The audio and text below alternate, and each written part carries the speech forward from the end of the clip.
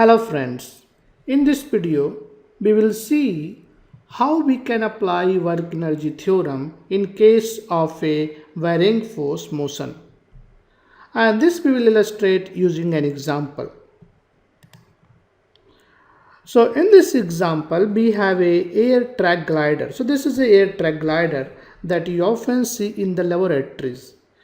So the mass of glider is 0.1 kg. So the mass of the glider, that is this part, is given. So the mass of glider is 0.1 kg. So that is 0.1 kg. So this is given.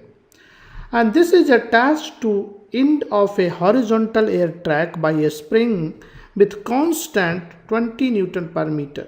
So the spring constant of this spring that is attached to the glider is given.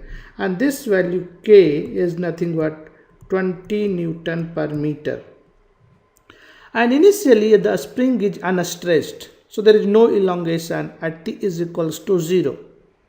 And the glider is moving with a speed of 1.5 meter per second. So initially this glider is moving in this direction with a velocity of, let's call this velocity as V1, and this is given, that is 1.5 meter per second. We have to find the maximum distance t that the glider moves to the right. So what will happen? This glider will move this side and this spring will elongate, and certain point of time what will happen? This will stop. So glider will stop. So we have to find what is the maximum distance that it can go. So this distance is d. So we have to find this distance. At this point the velocity of the glider will be 0. And you have to consider two cases. In the first case, you assume that there is no friction between glider and this track. So if the air track is turned on, so that there is no friction. Basically, if you see in the laboratory, what they do is, these are air vents. So air is coming from this, so that this is just lifting. So just above this surface. So this is not touching to this track. So in that case, there is no friction. So let us first consider no friction case, and we will try to find the maximum distance d. So my target is to find maximum distance d so that the glider becomes comes into the rest. So let us see what the initial setup. In this case, you see this glider is moving in this direction and this spring is applying a force. Now this force is not constant because this force depends upon the distance. F is equals to k times x, and the x value is changing. So the force by the spring is not constant. So I can say force is not constant. So if force is not constant, we cannot apply the kinematical equation, that is v square minus u square is equals to 2as, to find the distance, the final distance. We cannot apply that.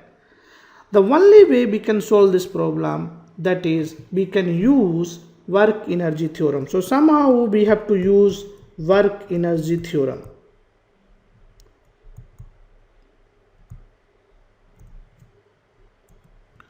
So let us say initially this is here. So glider is here. In this direction we will consider the positive direction, that is the right side. And initially let's call this is x1 is equals to 0. So this point is x1, which is equals to 0. And then final location, this is x2. So this is x1. So this distance is x1. This distance is x2. And the final distance x2 is equals to d, where the glider comes into the rest. So at x2, we know that v2 is equals to 0, and x1, basically v1 is known, that is 1.5 meter per second. So let us first draw the free body diagram of this glider. So I can show this is my glider. What are the forces that is acting? One force, that is mg, that is acting in the downward direction.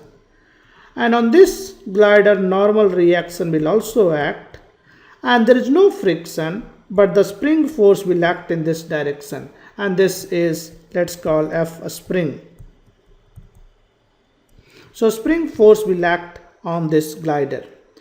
Now the vertical forces will not do any work because the motion is in the horizontal direction. So the work done by normal reaction and mg is basically zero. So vertical forces is not going to do any work. Only the horizontal force will do work.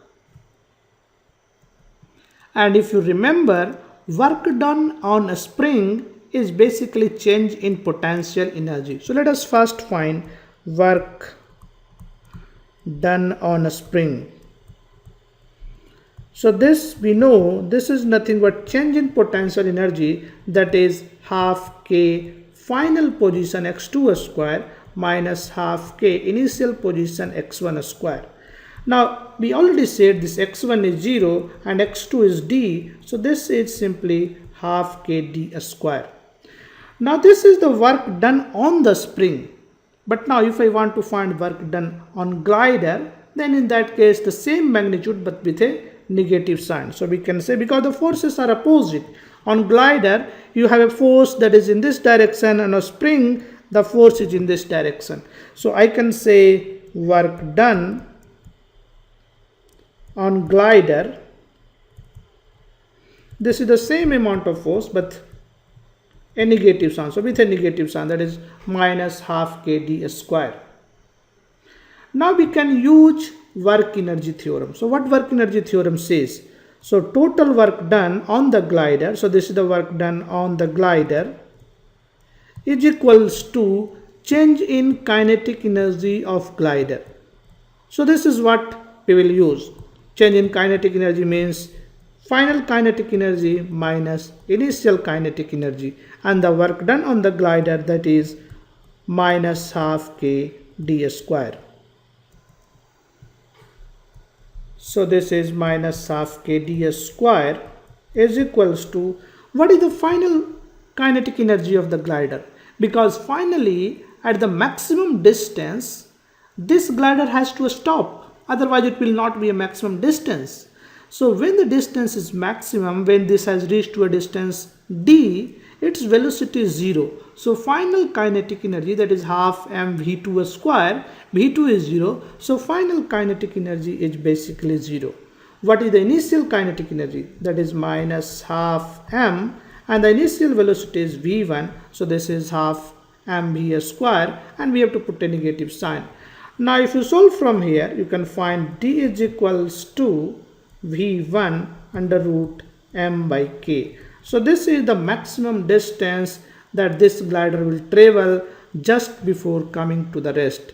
Now we can plug all this value. v1 is given, that is 1.5 meter per second, and the mass of the glider is given, that is 0.1 kg, and the spring constant is given, that is 20 Newton per meter. Now if I solve all this, it will come 0.106 meter or 10.6 centimeter. So basically glider will move a distance of, so this is the first position of the glider and this is the final position of the glider. So glider will move a distance of 10.6 centimeter, and momentarily this will come to the rest, but this is attached to the spring. So what will happen? This will start coming back. So since there is no friction, it will start coming back. So this is how you can use work energy theorem in case there is no friction. But we can also do the same problem if there is friction that is present on the track. So let us do the second part. If the air is turned off, so that there is a kinetic friction with a friction coefficient of 0.47. So now what will happen in this case? Earlier there was no friction because there was air that is coming through these vents, but now there is no air that is coming, so friction will act. So there is a friction force that will act on this glider. So basically the friction will try to oppose the motion of the glider. So it will basically go in this direction, but it will come to the rest before to the previous situation. This means this time the distance will not be that much that in the previous case, that is if there is no friction, because friction will do work and friction will try to oppose the motion. So this distance will not be 10.6 centimeter. So in the previous case we calculated this distance is 10.6 centimeter. So let us try to solve this problem. So let us first draw the free body diagram in this case. So what are the forces that is acting? Weight is acting, that is mg. So these are the forces that is acting on the glider. And normal reaction is also acting on this glider. And a spring force and friction force. So there are two forces that is acting on this glider. So FSP denotes the spring force and a small f denotes the friction force. So basically on this there is a force that is coming from this spring and there is a force that is coming due to the friction. So in the x direction, or you can say it's a negative x direction, this is the x direction, that is the positive direction. So this is the negative x direction. So you can say these two forces are acting in the negative x direction. So basically we have to find the work done by the spring on the glider and work done by the friction force on the glider. So let us find work done by the friction force on the glider. So work done due to friction force. So how will you calculate this? So if you consider the free body diagram, I can say, if you see the vertical equilibrium, I can say N is equals to mg, because in the vertical direction normal reaction and mg has to balance each other. And you may remember the friction force is nothing but mu times n, mu k times n, and mu k is nothing but kinetic friction coefficient. So mu k times n and n in mg, so this is the friction force, that is mu k mg. So we can find work done due to friction.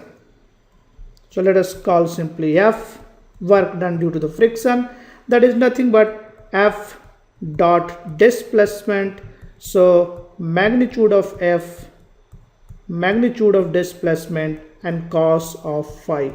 So what is the angle in this case? This force is acting in this direction and the displacement is in this direction. So angle between these two is basically 180 degree. So we have to put this 180 degree, and you know the cos 180 is minus 1. So this work is simply magnitude of F and magnitude of S and with a negative sign.